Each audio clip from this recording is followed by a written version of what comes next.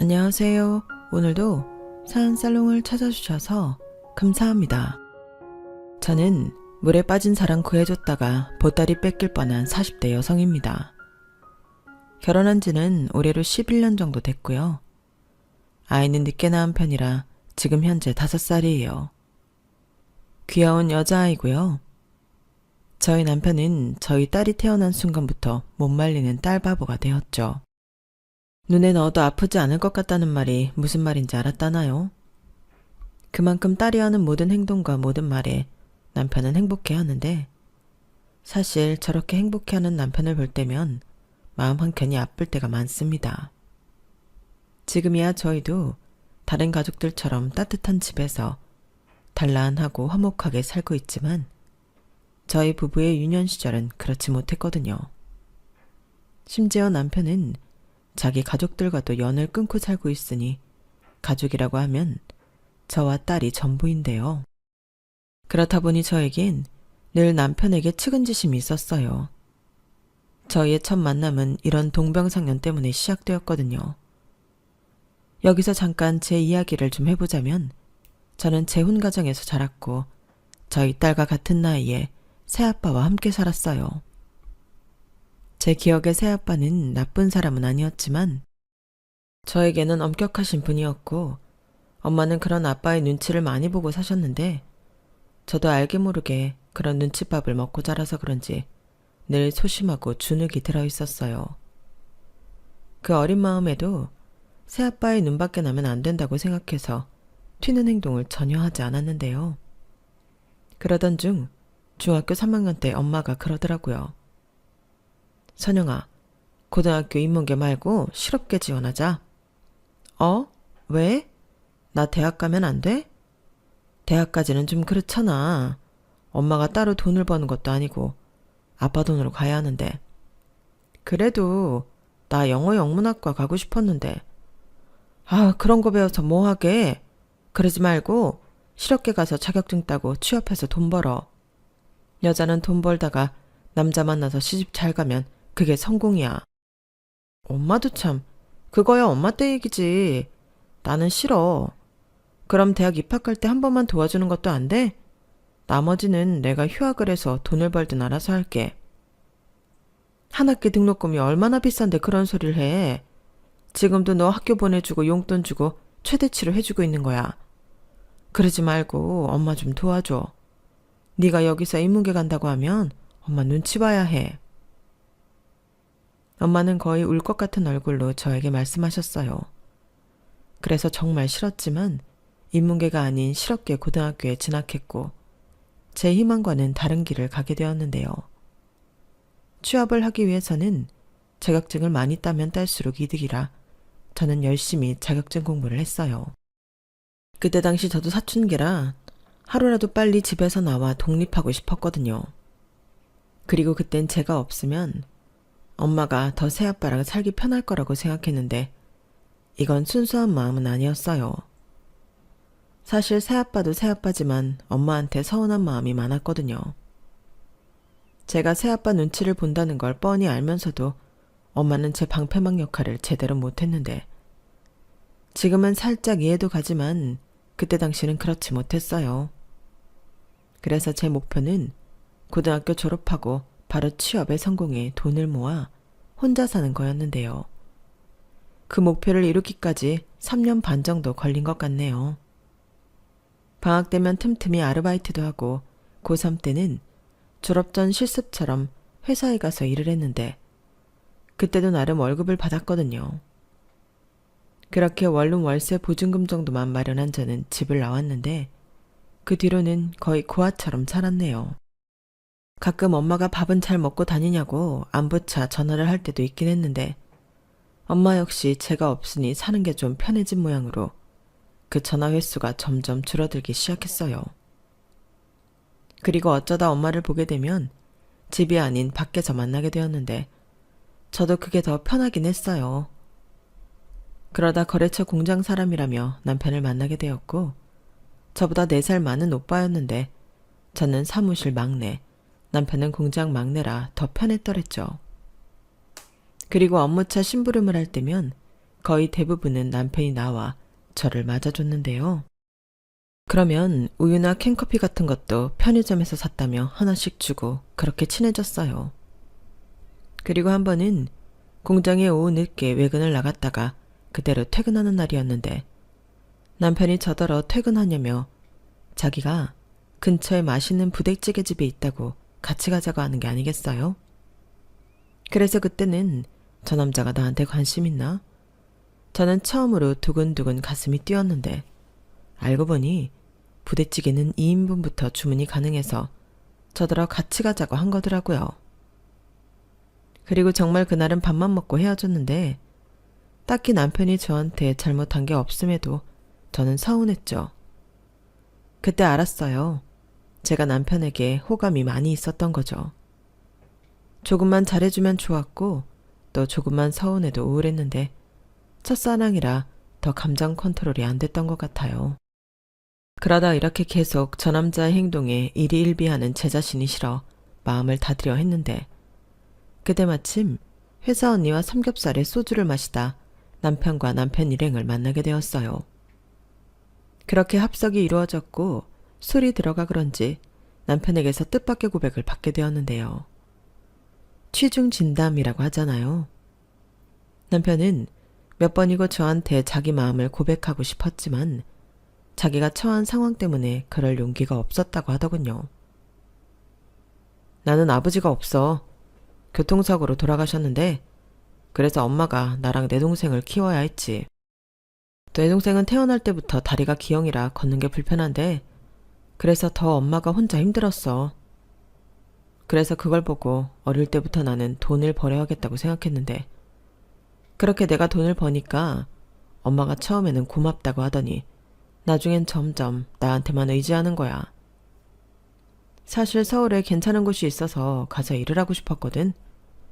근데 거기도 못 가게 하더라고. 이젠 자기 혼자 못 산다고. 그런데 내가 어떻게 여자를 만나? 말도 안 되지. 그래서 마음은 굴뚝 같은데 아무 말도 못했어. 이렇게 많이 좋아하는데. 나 좀 찐따 같지? 미안. 저는 느닷없는 남편의 진지한 고백에 아무 말도 하지 못했어요.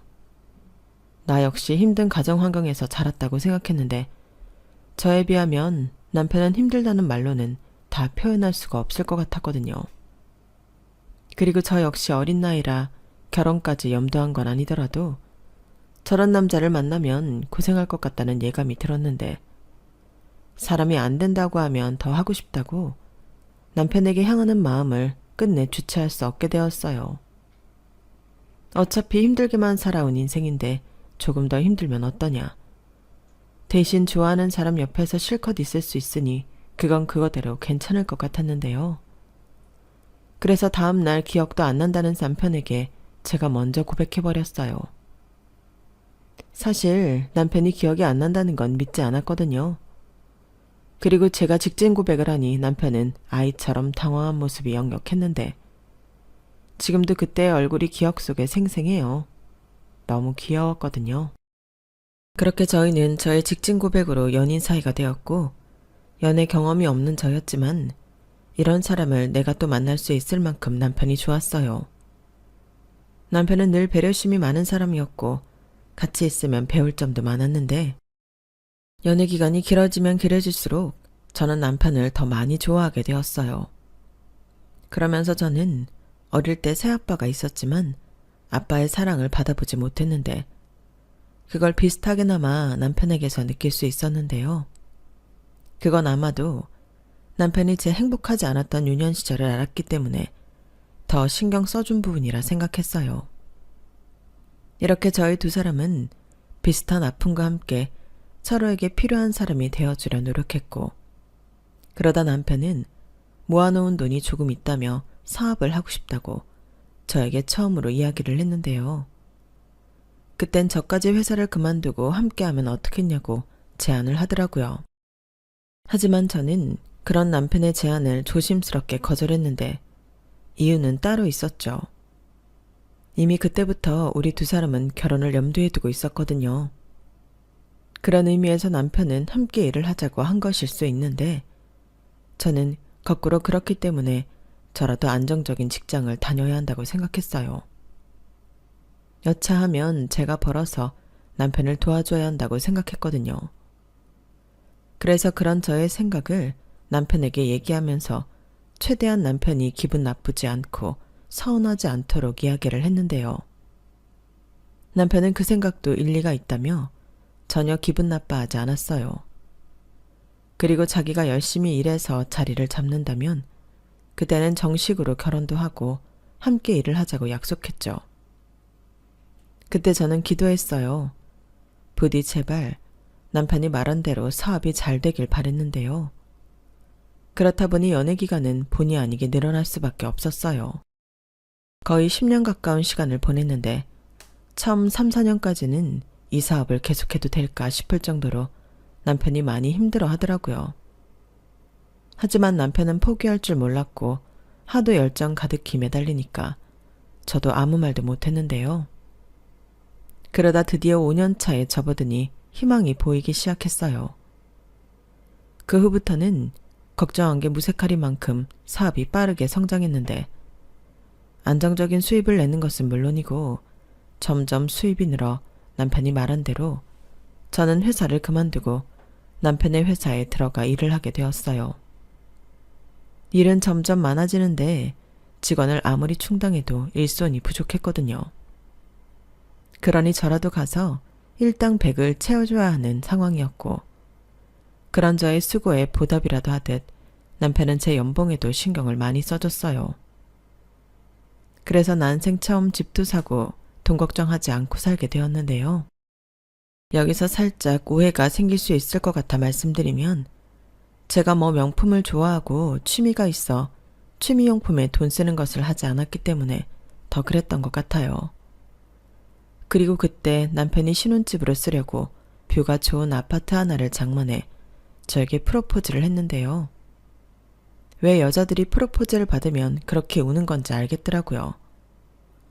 갑자기 받은 프로포즈는 아니었지만 처음 만나 연애하고 또 함께 고생한 시간이 떠올라 눈물이 났는데 제가 우니까 평소 잘 울지 않던 남편도 따라 울었어요.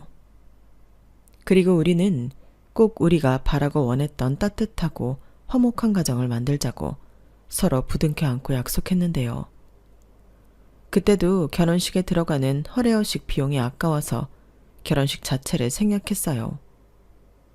어차피 초대할 손님도 별로 없었기 때문에 결혼식에는 미련이 없었거든요. 그래도 웨딩드레스를 입어보지 못하는 건 좀 나중에 서운할 수 있을 것 같아 사진관에서 웨딩드레스와 턱시도를 빌려서 사진을 찍었는데 그게 저희 부부의 유일한 결혼 사진이 되었어요. 그리고 동거도 아니고 결혼인 만큼 싫어도 저는 친정 부모님에게 결혼 사실을 알려야겠다고 생각했는데 나중에 뒷말이 나오는 게 싫었거든요. 그런데 딸이 결혼을 한다는 연락을 받은 엄마는 다른 친정 엄마들과 다르게도 저에게 시집가기 전에 키워줘서 고맙다고 성의 표시 정도는 해줘야 하는 거 아니냐고 해서 저를 깜짝 놀라게 했어요. 그때 제가 제법 돈도 벌고 사는 것 같으니 엄마가 저런 말도 하더라고요. 그래서 저는 엄마에게 각자 알아서 잘 살자고 덤덤하게 말했는데 독한 것, 누가 보면 저 혼자 큰 줄 알겠네.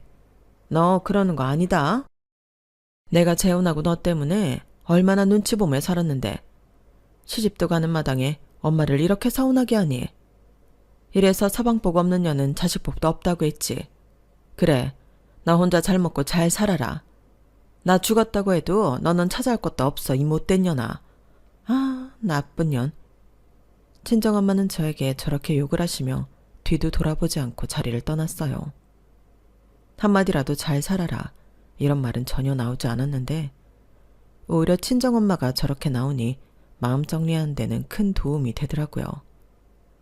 그리고 이윽고 걱정했던 시댁에 인사를 가게 되었는데요. 시어머니는 예상대로 저를 별로 좋아하지 않는 눈치였어요.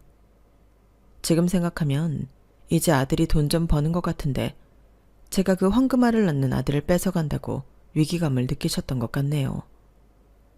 그러니 그렇게 저희가 혼인신고를 하겠다고 했을 때 안 된다고 몸져 누우셨는데 그뿐만이 아니었어요. 저는 몰랐는데 저희가 연애하는 그 10년 동안에도 꾸준히 저랑 헤어지라고 아들에게 애걸복걸 하셨더라고요. 그리고 그 사실을 저는 정말 우연히 남편의 핸드폰을 보다 알게 되었는데요. 맹세코 제가 일부러 남편의 핸드폰을 본 것이 아니라 남편이 핸드폰을 가져다 달라고 해서 가져가는 과정에서 알게 되었어요. 그때 시어머니가 연신 문자를 보내셨는데 제 손가락에 터치가 되어 전체 대화를 보게 되었거든요. 그런데 문자에 제 이야기가 있다 보니 자연스럽게 그걸 읽게 되었고 평소에 나라는 사람을 이렇게 생각하고 계셨구나. 그런 생각에 전 문자들도 모두 보게 되었는데 손이 달달달 떨렸어요. 평소 시어머니가 저를 별로 좋아하지 않는다는 건 이미 알고 있었지만 이렇게나 저를 싫어하는 줄은 몰랐거든요. 심지어 그 문자에는 거의 인신공격 수준인 글도 있었는데요. 솔직히 충격이었죠. 그 중에 지금도 기억에 남는 내용이 있었는데요. 너 생각 잘해. 예전이면 몰라도 이제 너는 걔랑은 급이 달라. 그리고 지금보다 조금만 더 네가 벌면 그때는 걔랑은 비교도 되지 않을 여자들이 줄을 설 텐데 왜 자꾸 걔랑 결혼을 하겠다는 거냐? 혹시 걔가 뭐 네 약점이라도 잡은 거야? 저 문자는 아마도 평생 잊지 못할 것 같아요. 사실 저거 말고도 10년이나 만났는데 너도 새 여자 만나고 싶지 않냐 뭐 그런 내용도 있었는데 다행히 남편은 시어머니가 그런 문자를 남길 때마다 단호하게 대처한 듯 보였어요. 그런 말 하지 말라느니 엄마가 뭘 한다고 그러냐느니 그런 소리 할 거면 연락도 하지 말라느니 이런 식으로 대응을 한 흔적이 보였는데요. 그렇기 때문에 결혼을 했어요. 만약에 저런 시어머니 문자에 조금이라도 이상한 낌새가 보였다면 지금의 저희 가정은 세상에 존재하지 않았겠죠. 그리고 하나를 보면 열을 안다고 남편은 정말로 남의 편이 아닌 제 편 같았는데요. 감사하게도 남편은 지금까지도 늘 제가 1순위인 사람입니다. 아무튼 이렇게 저희는 양가 부모님의 축복은 전혀 받지 못하고 부부가 되었어요.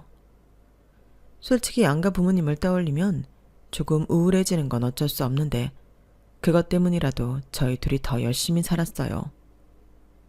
남편이 기꺼이 준비해준 신혼 아파트에서 평생 꿈만 꿔왔던 행복한 시간을 보냈는데 제가 살던 집은 월세를 주게 되었죠. 앞으로도 계속 제 명의의 집은 그렇게 세를 주어 부수입 창출에 이용할 예정이었는데 이 사실을 아시고 말씀을 하시는 건지 시어머니가 한 번은 저를 붙잡고 하소연을 하기 시작하셨어요. 당시 시댁 역시도 월세였는데 시어머니는 평생 소원이 월세 걱정하지 않고 사는 거라며 제 명의 아파트에서 살고 싶다고 하셨어요. 내가 아주 눌러 앉겠다는 건 아니고 우리 막내 장가갈 때까지만 살게. 나도 돈을 모아야 막내 장가를 보낼 거 아니냐. 너도 알지? 우리 막내 장애 있는 거. 그래서 내가 도와줘야 해. 지금 만나고 있는 여자도 있다고 하던데 오래 있지는 않을 거야. 나도 아파트에 좀 살아보자. 이렇게 시어머니는 처음으로 저에게 부탁이라는 걸 하셨어요. 그러자 저는 고민이 될 수밖에 없었는데요. 따박따박 월세 받을 계산이 있었는데 시어머니와 시동생을 살게 하면 그 월세를 포기해야 했으니 그게 고민이 됐어요. 하지만 차마 시어머니가 저에게 처음으로 하신 부탁을 거절할 수는 없었는데 그게 남편도 제가 도와줬으면 하는 눈치여서 더 그랬던 것 같아요. 나중에 망설이고 있는 저에게 그러더라고요. 우리 엄마가 그래도 아빠 없이 고생한 거 맞으니까 자기만 괜찮다고 하면 3, 4년 정도라도 우리 엄마 편하게 지내게 해드렸으면 좋겠다. 이렇게까지 얘기를 하는데 저도 더는 망설일 수 없었어요. 그래서 큰 맘을 먹고 집을 빌려드리기로 했는데요.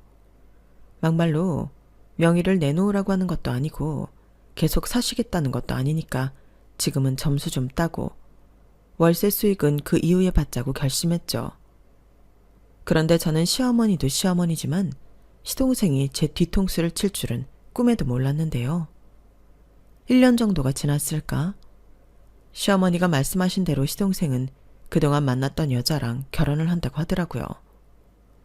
물론 축하할 일이라 저랑 남편은 기쁜 마음으로 밥도 사고 그랬는데 저는 살포시 시동생이 결혼해서 나가면 제 집은 다시 월세를 놓으면 되겠다고 생각했어요. 하지만 시어머니는 화장실 들어갈 때랑 나올 때가 다르다고, 마치 며느리인 제가 당신 집을 뺏는 것 마냥 집을 비워줄 생각이 없어 보였는데 바로 저에게 이렇게 말씀하시더군요. 쟤들이 지금 돈이 어디 있겠니? 일단은 지금 사는 집에서 나랑 같이 살면서 쟤들 돈 모을 때까지 기다려야겠다.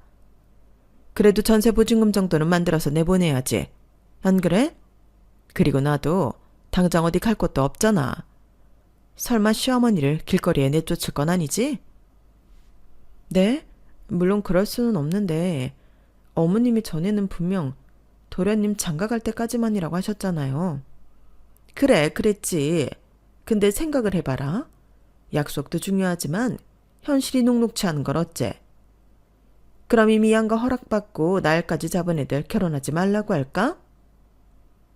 저는 차마 너무나도 당당한 시어머니 앞에서 목구멍까지 나온 말을 뱉을 수는 없었어요. 제 생각에는 이건 말이 아예 되지 않는 거거든요. 준비도 되지 않았으면서 무턱대고 결혼부터 하겠다니 이건 새 식구한테도 무책임한 일이라 생각했고, 또 동서라는 식구가 한 명 더 제 명의의 집에 살게 된 거니 나중에 나가달라는 말을 하기가 더 힘들 것 같아 마음이 불편했어요. 그러자 이런 제 마음을 눈치라도 챈 듯 남편이 나서서 약속은 약속이지 이제 와서 이러시면 어쩌냐고 제 편을 들어줬는데요. 그러자 서운한 얼굴로 우물쭈물하다 시동생이 이런 말을 하더군요. 글쎄 자기가 모은 돈을 주식으로 몽땅 날렸대요. 자기 말로는 결혼 자금이 부족해서 돈을 벌려고 주식을 했다고 했는데 결과적으로는 몽땅 날린 꼴이 되어버린 거죠. 그런데 이미 결혼하자고 동서한테 프로포즈는 했고 이제 와서 물을 수 없기에 본전을 찾겠다고 또 신용대출을 받아 주식을 했다고 했는데 다 까먹고 1,000만 원 있다고 하더라고요.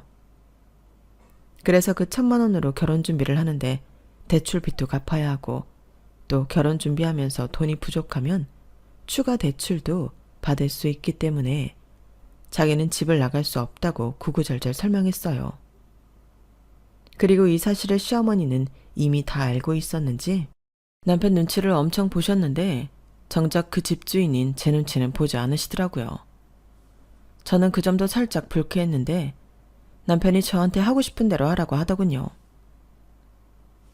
어차피 그 집 소유자는 내가 아니야. 이 사람이지.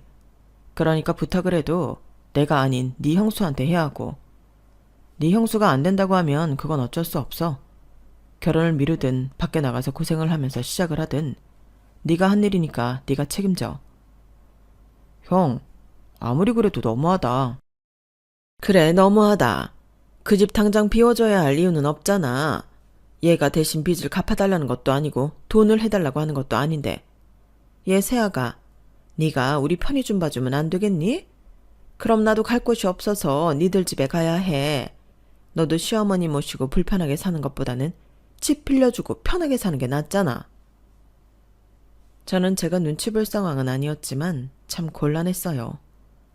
상황은 대충 알겠고 시동생의 한 어리석은 행동은 참을 수 없이 짜증이 나는데 시어머니 말처럼 그 집을 비워달라고 하면 당장 시어머니도 갈 곳이 없어 저희 부부가 모셔야 될 수도 있고, 이런저런 생각을 해보니 그냥 그 집은 빌려주는 게 나을 것 같더라고요. 어차피 3, 4년 생각한 일이었고 그 안에 시동생이 빚도 갚고 돈 좀 모으면 그때는 좀 수월하게 집을 비워줄 수 있지 않을까, 그런 생각을 했고, 그래야지만 가족으로서도 불편해지지 않을 것 같았는데요. 그래서 알겠다고 대신 길게 기다릴 수는 없고 3년 정도 생각하겠다고 이야기하고 그 일은 넘기게 되었어요. 그러자 남편은 고맙고 미안하다며 저에게 더 잘해줬고 며칠 가지는 않았지만 시어머니도 시동생도 저한테 친절하게 대해줘서 그건 그거대로 괜찮았어요. 그리고 시동생은 동서랑 결혼해 제 아파트에 신혼살림을 차렸는데요. 저희 부부도 형이고 형수다 보니 돈 2,000만 원을 시동생한테 축하금으로 미리 줬어요. 시동생이 돈이 없다는 걸 알고 있기도 했고 신혼 초에는 이곳저곳 돈 나갈 것도 많으니까 다른 선물을 하는 것보다는 현금이 낫겠다고 생각해 그리 한 건데 시동생이 제가 예상한 것보다 훨씬 많이 좋아하는 거 있죠. 그러자 저도 남편도 뿌듯해했는데 그렇게 맞이한 동서는 뭐랄까 가까이 하기엔 조금 먼 당신이었어요. 그래도 장애가 있는 시동생과 결혼하고 또 시어머니도 모시고 신혼살림을 하니 다른 여자들보다는 마음이 너그러운 사람이라고 생각했는데 사실 그것도 아니더라고요. 저랑 별로 친하지도 않는데 동서는 불만이 생기면 저한테 전화를 했어요.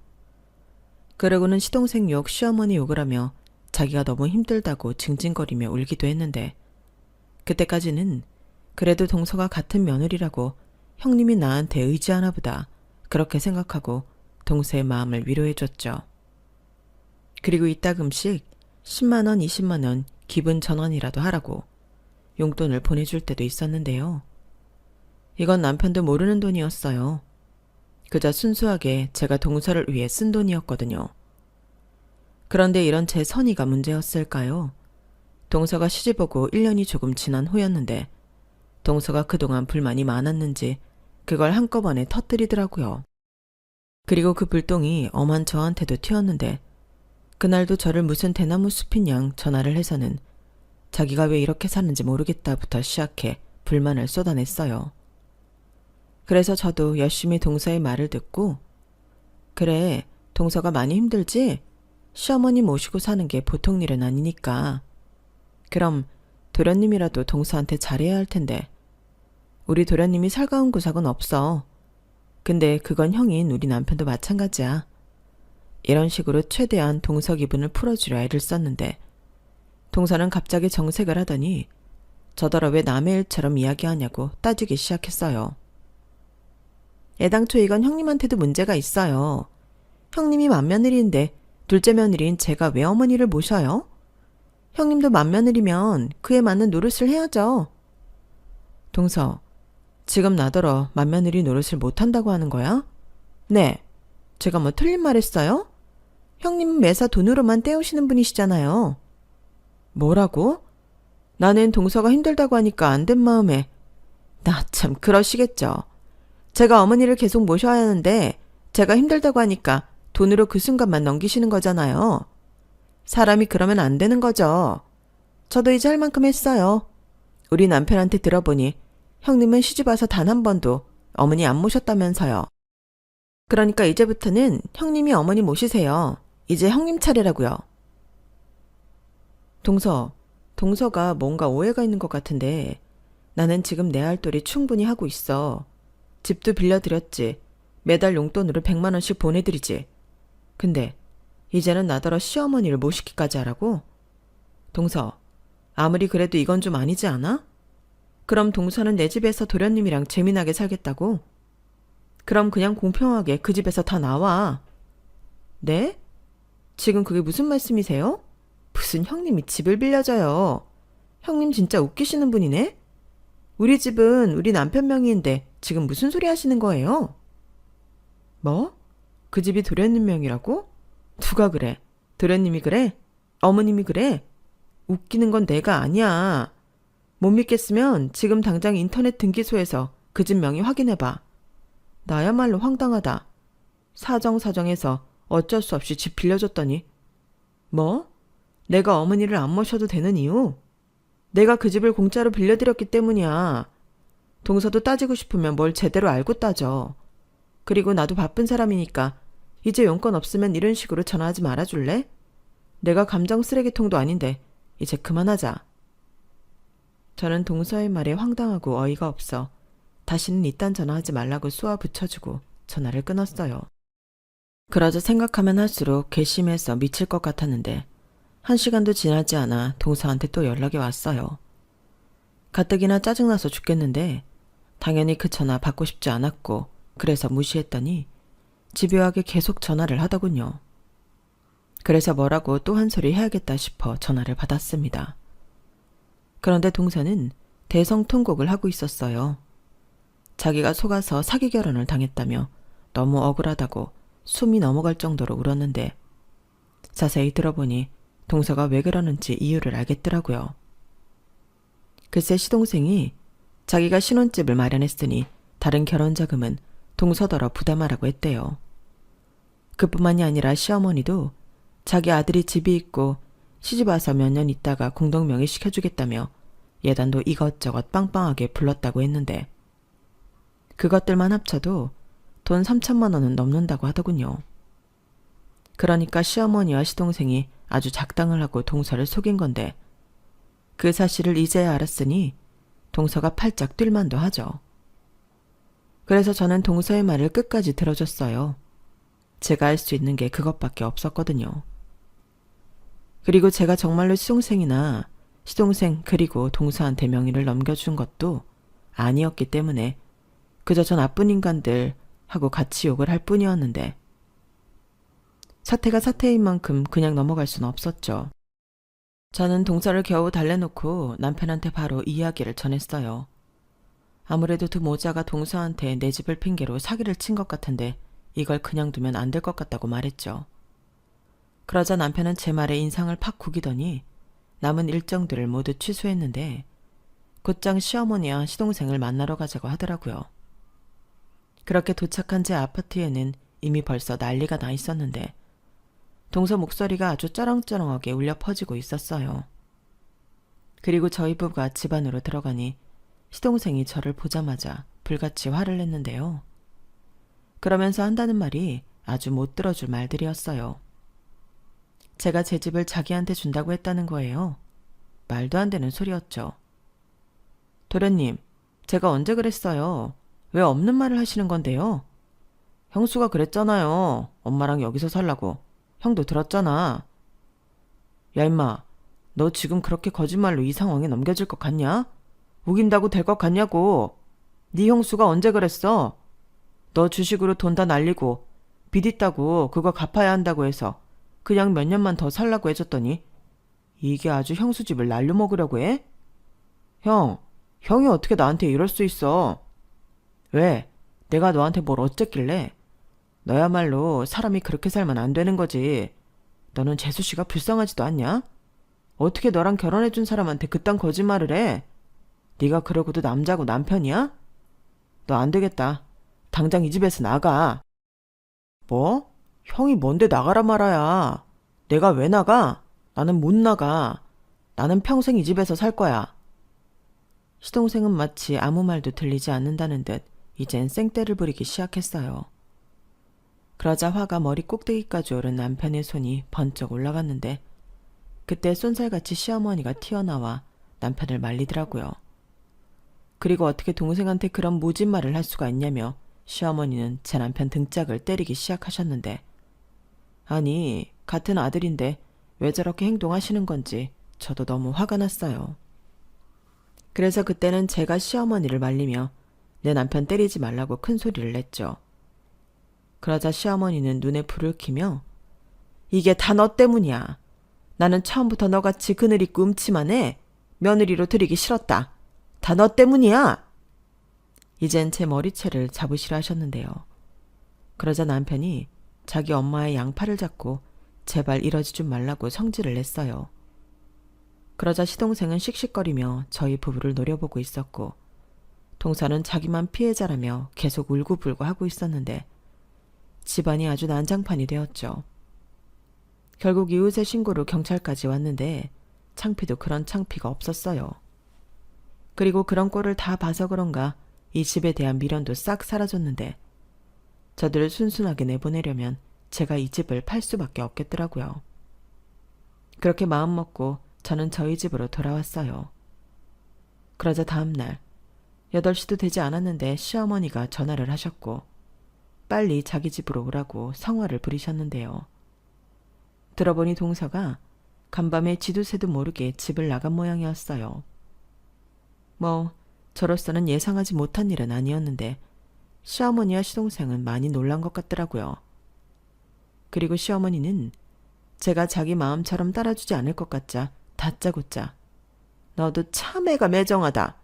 우리 아들이 집이 없는 것도 아닌데 그냥 네 집은 우리 작은 애 줘도 되는 거 아니냐? 그랬으면 이런 사단도 일어나지 않았잖아. 지금이라도 늦지 않았어. 그냥 우리가 사는 집은 우리 둘째 앞으로 명의 변경해줘라. 그러면 둘째 며느리도 집에 돌아올 거야. 이러다가는 얘니 이혼할지도 몰라. 어제는 나더러 예단으로 받은 거 다 토해내라고 아글아글시더라. 이렇게 말씀하셨어요. 그 말을 듣는데 저는 어이가 없어서 헛웃음이 튀어나왔어요. 그리고 아마도 이 인간들은 처음부터 이런 식으로 내 집을 뺏어갈 작정이었구나. 그런 생각이 들었는데요. 저는 곧장 남편한테 미안하지만 그 집은 팔아서 없애야겠다고 말했어요. 그 집을 계속 가지고 있으면 똑같은 일이 끊이지 않을 것 같기 때문에 그러고 싶다고 이야기했죠. 그러자 남편은 자기도 그렇게 생각했다며 빨리 팔리게 시세보다 저렴하게 내놓자고 했는데요. 그러면서 그만큼의 손해보는 차익은 자기가 마련해주겠다고 했는데 남도 아니고 그 돈은 필요 없다고 했네요. 그렇게 저는 곧장 부동산에 아파트를 시세보다 저렴하게 금매로 내놓았고 그날 당일부터 집을 보겠다는 사람이 줄을 지었나 보던데 어머니에게서 또 시동생에게서 전화가 계속 걸려왔어요. 저는 일부러 받지 않았죠. 그리고 그날 저녁 저는 제 아파트 매도 계약을 했는데 그 사실을 알게 된 시어머니가 제 멱살을 잡고 어떻게 이럴 수가 있냐고 따져 물으셨어요. 그래서 피땀 흘려 겨우 마련한 제 집인데 어머님이랑 도련님이 뺏어가려고 하니 이럴 수밖에요. 저도 아까워요. 라고 말을 했는데 시어머니는 저더러 악독한 년이라고 막말을 쏟기 시작하셨어요. 여기에 차마 쓸 수 없는 쌍욕도 해주셨는데 자기 아들이 불쌍하지도 않냐고 하시더군요. 솔직히 제 입장에서는 시동생이 왜 불쌍한지 그 이유를 찾긴 어려웠어요. 다리가 불편해 장애가 있긴 하지만 그렇다고 남들과 전혀 다르지 않은데 시어머니는 자기 아들이 엄청난 장애가 있다고 생각하시는 것 같았어요. 그러니 오히려 자기 아들을 장애인으로 취급하는 건 제가 아니라 시어머니셨는데 당사자는 그걸 모르는 것 같더라고요. 아마 평생 모를 것 같기는 했는데 시어머니는 그렇기 때문에라도 자기 아들이 이 이상 고생하길 바라지 않는다고 하셨어요. 그리고 그때였죠. 뒤늦게 나타난 남편이 시어머니 때문에 시동생이 더 한심한 인간이 된 거라며 제가 하고 싶은 말을 콕 집어 했는데 이제는 자기도 더는 미련이 없다고 찰눈을 끊자고 하더군요. 그러니까 시어머니도 시동생도 이젠 보지 말고 살자고 한 건데요.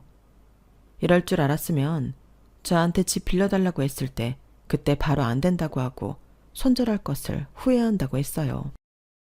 그러자 이게 다 불려시 같은 제가 자기 아들을 뒤에서 조종한 거라며 자기가 무슨 일이 있어도 저희 부부를 이혼시켜 놓겠다고 악담을 퍼부으셨는데 남편은 어디 해보실 수 있으면 해보라고 제 손을 잡고 그 자리를 떠났어요. 남편이 얼마나 화가 났는지 저를 붙잡고 있는 손이 팔에 피가 통하지 않을 만큼 힘이 잔뜩 들어갔는데 남편 마음은 더 아플 것 같아서 제 마음도 좋지 않았어요. 그리고 저희 둘 다 한참 동안은 아무 말도 하지 않고 침묵 속에 있었는데 남편이 먼저 미안하다고 말을 하기 시작하더군요. 사실 남편이 미안할 일은 하나도 없는데 남편은 아니라며 자기 때문에 이런 수모를 겪게 되었으니 자기가 미안한 게 맞다고 하더라고요. 무슨 소리야. 막말로 그 집도 내가 누구 덕에 샀는데 자기 잘못은 하나도 없어. 아니야. 내가 우리 엄마 어떤 사람인지 모르는 거 아닌데 그리고 내 동생도 그렇지. 나는 그놈도 그럴 줄 몰랐어. 당연하지. 아무리 가족이라고 해도 어떻게 자기가 어머님 도련님 속을 다 알아? 그냥 상황이 이렇게 된 거야. 그러니까 자기까지 그러지 마. 그럼 나도 미안해지잖아. 자기가 왜? 자기는 미안할 거 하나도 없어. 그리고 앞으로는 전화도 받지 말고 찾아와도 경찰에 신고해. 우리한테 더는 다른 가족은 없어. 자기랑 나랑 이렇게만 살자. 저는 남편의 말에 더는 아무 말도 하지 않고 남편을 꼭 안아줬어요. 그리고 저와 남편을 위해서라도 아이는 빨리 가져야겠다고 그때 생각했는데요.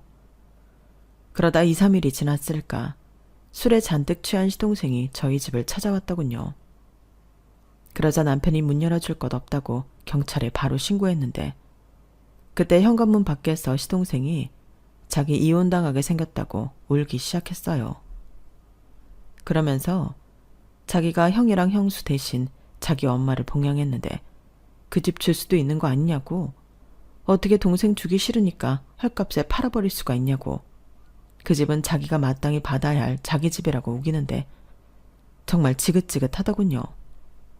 그리고 몇 분이 지나지 않아 경찰들이 도착했고 시동생은 경찰차를 타고 사라졌는데요. 살다 경찰을 2번이나 보고 씁쓸하더군요. 그리고 시어머니는 이대로는 정말 안 되겠다 싶었는지 저를 찾아와 애절하게 빌기 시작했는데, 이미 계약서도 다 쓰고 계약금도 받은 마당에 이러셔도 소용없다고 말씀드렸죠. 그러자 여지없이 얼굴 색을 바꾼 시어머니는 저처럼 독한 년은 처음 봤다, 저 때문에 자기 막내 아들 인생 망쳤다고, 어디 너도 잘 사는지 자기가 두 눈 시퍼렇게 뜨고 지켜보겠다고 저주에 가까운 악담을 늘어놓으셨는데요. 저런 시어머니 때문이라도 저는 더 잘 살아야겠다고 다짐했어요. 사실 욕을 잔뜩 먹긴 했지만 제가 정말로 잘못한 건 하나도 없잖아요. 그래서 더 당당하게 살 수 있었어요. 막말로 남편이 찰윤을 끊어버린 것에도 저는 일말의 책임감을 느끼지 않았는데, 남편이 오죽하면 그런 결정을 했을까? 오히려 남편의 마음이 100번 1000번 이해가 되더라고요.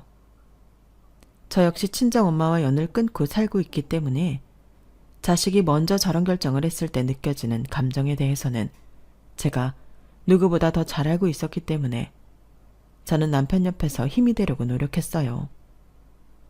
시덥잖은 농담과 장난이라도 남편이 웃을 수만 있다면 상관없다며 온갖 푼수짓도 창피한 줄 모르고 불사했던 저였거든요. 그래서인지 그런 제 노력을 남편은 아주 잘 알아줬고 그 마음이 이어져 지금까지도 저희 부부는 친구처럼 애인처럼 잘 지내고 있는데요. 그렇게 제 명의 아파트 잔금을 받던 날 사건이 또 일어났어요. 저 때문에 오갈 곳이 없다며 저희가 출근한 상황에서 문을 따고 시어머니와 시동생이 이사 트럭을 밀고 저희 집에 쳐들어왔더라고요.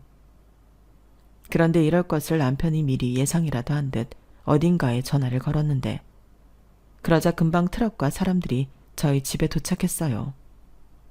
가만 보니 저희가 종종 이용하는 특수 폐기물 업체 사장님 댁의 차량과 직원들이었는데 순식간에 시어머니와 시동생 짐을 나르기 시작하더군요.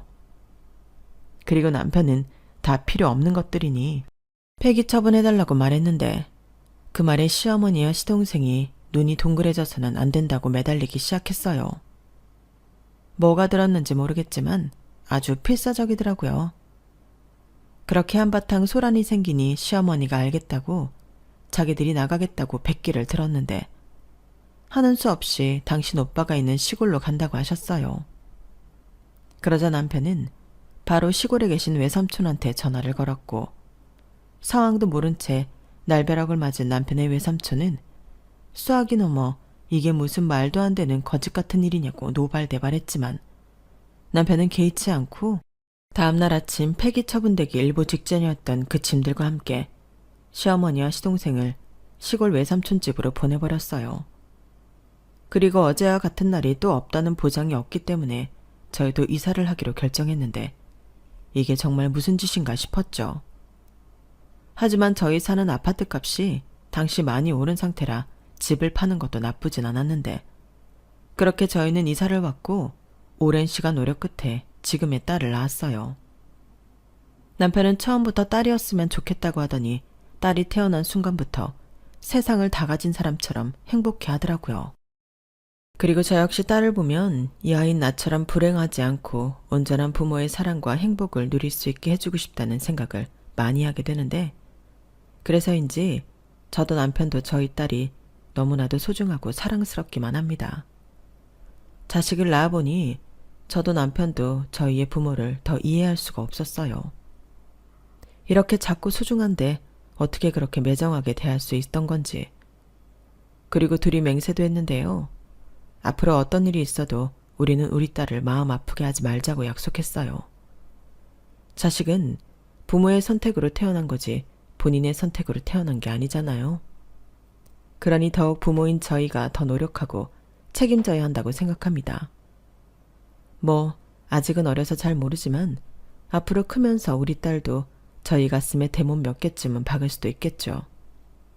그래도 저희 자식이니까 저희는 포기하지 않고 세상을 지혜롭게 잘 살 수 있도록 좋은 길잡이가 되어주고 싶은데요.